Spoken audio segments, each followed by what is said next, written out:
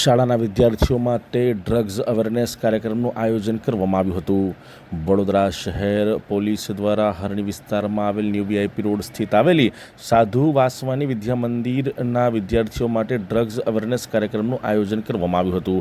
આ કાર્યક્રમમાં zone 4ના DCP Andrew Macwan ખાસ ઉપસ્થિત રહ્યા હતા. સાથે સાથે જે શાળાના ટ્રસ્ટી છે ચંદનભાઈ ગીનચંદાણી તથા એસઓજી પોલીસ સ્ટેશનના પોલીસ ઇન્સ્પેક્ટર બીડી જીતિયા, વારસિયા પોલીસ સ્ટેશનના પોલીસ ઇન્સ્પેક્ટર આઈજે મકવાણા તથા એસઓજી વારસિયા પોલીસ સ્ટેશનના કર્મચારીઓ હાજર રહ્યા હતા. અને સાધુ વાસવાની વિદ્યા મંદિરના આશરે 200 જેટલા વિદ્યાર્થીઓ તથા ટીચરો તથા પ્રિન્સિપલની હાજરીમાં આ ડ્રગ્સ અવેરનેસ કાર્યક્રમનું આયોજન કરવામાં આવ્યું હતું.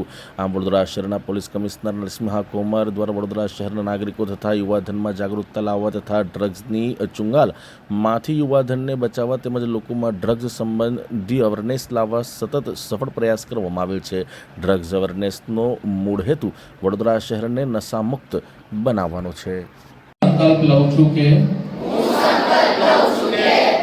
હું મારા દેશ અને સમાજના વિકાસ માટે સ્વસ્થ અને નશામુક્ત જીવન જીવીશ. હું કોઈ પણ પ્રકારના નશીલા પદાર્થોનું સેવન ક્યારેય નહીં કરું. હું માત્ર મારા પરિવારને જ નહીં